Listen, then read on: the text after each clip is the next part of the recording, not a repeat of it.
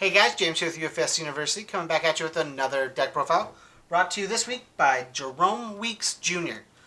This week we're going to be doing, or today we're going to be doing, Runika. One of the stipulations for this deck was to play Sublimating Blade. This deck was very interesting when I built it. I really like the damage output it can do, and even more, I like the nifty things it can do with Sublimating Blade. So let's get into the profile. Okay guys. Runika is a 627 character with air, all in order. We're playing her under air today, right? Yeah, air.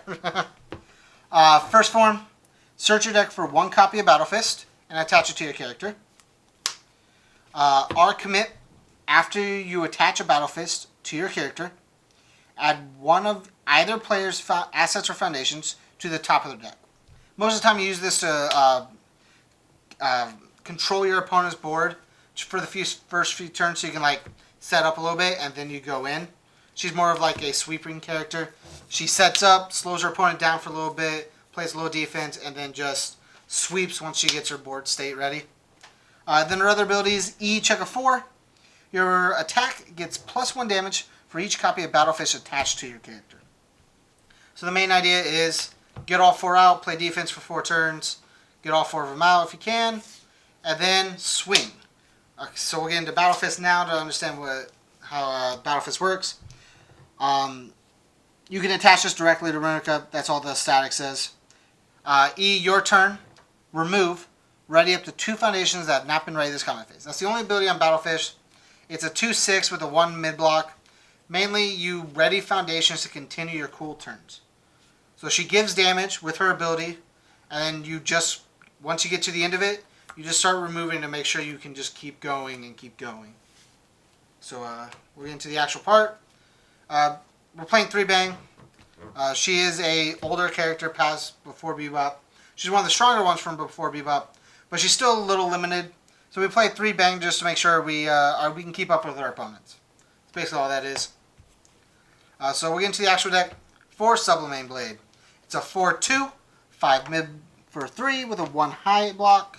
Has Fury, multiple 2, safe weapon.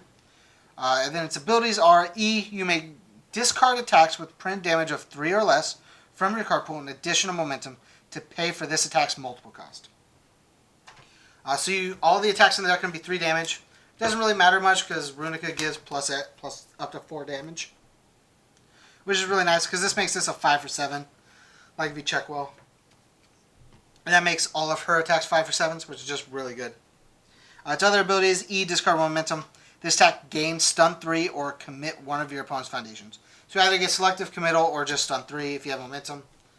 Most of the time you probably won't need it. You'll use it for this multiple, or you'll use it for something else in the deck. So we'll go a little further. We're going to use one of the more unique attacks in the deck, Gyro Crush. This card doesn't see a lot of play, but I really like the way it works in some decks. Like you see it in the Slam versions of some of the all builds going around for like Kin and Goro, but it's a 4/3. It's a 3 high for 3, 3 mid block, has Slam on it, and then its ability is draw 1 card, cost. Draw 1 card as cost. This attack is +1 damage for each card you have drawn this enhanced step. We play a lot of extra draw cards, and we play a few extra draw cards in our package right now in our deck. So sometimes you get to draw a little extra, sometimes you don't, which is whatever. You mainly do it because you replace itself, and then you'll use it later for the Sublimating Blade. We'll keep this here so we recognize it. So you'll keep it related for the Sublimating Blade, but it gives itself a damage as well as getting damage from Runika. So like it becomes like a 3/7, 3/8 by itself. So like you want to block it, like you just do. Then we'll get into the next attack. Whoop. MGH, or Megwaha, as I'm calling it MGH because I hate pronouncing Megwaha. But 4/3, 3 mid for 3 with a 1 low block. Watching your card pool, all of your other attacks get a free +1 speed, +1 damage. And then its only ability is E, add 1 copy of Megwaha from your discard pile to your card pool. So basically the idea is you go Megwaha, add Megwaha, go Sublimating Blade, and just flip them over, you know? Like, pretty simple, but you can also use it to just get cool attack lines. Like, this gets a free +1/+1. Your other attacks get free +1/+1s. Actually, they'll get 2/2 if you add one. Like, it just This stacks along with Runika's +4 is just really good. We're playing 4 Space Salvo. Blip, blip, blip. It's a 3/3, 3 mid for 3 with a 1 mid block. If this attack leaves your card pool during the combat phase, your next attack this turn gets +2 speed, +1 damage. It's really neat with Sublimating Blade because you get the Space Salvos and then like you Sublimating Blade and kick them. So they'll discard, because that's what you discard the momentum for multiple.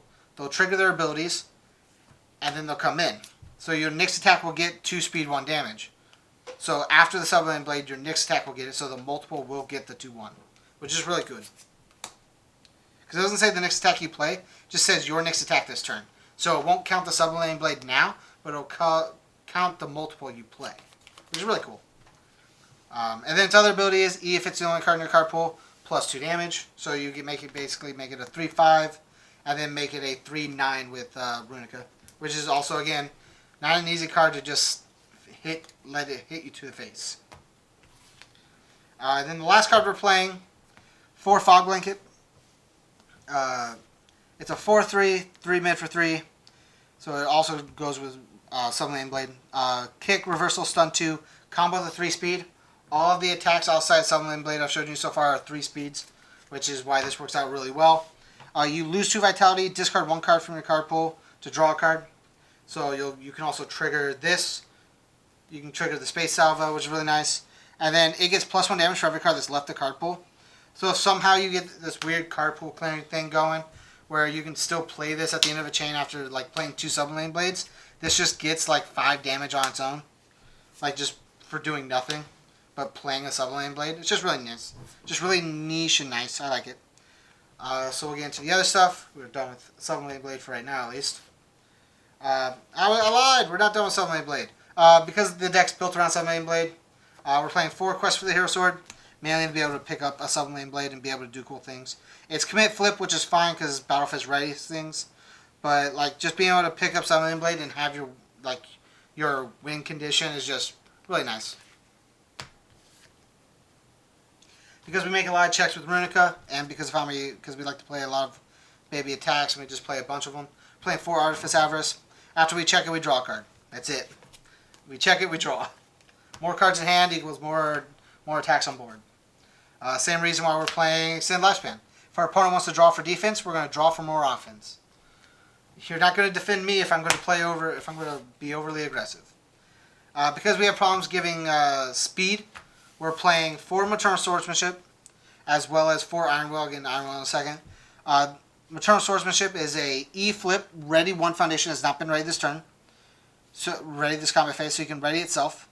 So you just flip and ready, not play Walking, so don't ready itself. Ready something else. And then give either +2 speed or +2 damage to your printed 3 damage attack, which they all are. So like you just give free speed to something, and then get the free damage off of Runika, and ready something else, just to make sure you can keep going with your turns. It's just really nice. 4 Iron Will. After an attack is played, commit for +2 speed. You'll just get to ready it with Battle Fist, so it's okay. You don't have to worry about it. It's also spam. We're playing 4 Burning with Revenge. Gives us a little more damage for our smaller dinky attacks.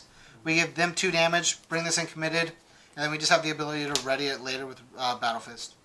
Nice and simple. 1 Tijuana Groceries, so we can have bigger turns. 2 High Seas Adventure to be a little more defensive. 2 Securing His Destiny to turn off attacks we don't like for their abilities. And then 4 Voice in the Dark to turn off Gauge, as well as get rid of things like their momentum to slow them down. Thanks again for checking out the profile, guys. Again, shoutouts to Jerome Weeks Jr. Man, I'm pretty sure I'm pronouncing that wrong. If I am, tell me. If I'm not, tell me. If you guys want to support us, go to patreon.com/UFSU University. If you want to check out if you want to check out more of our content, go to check out more of our playlists. Check out some other deck profiles that I've made. If you want to leave suggestions in the comments, go ahead and do that. And as always, guys, stay learned.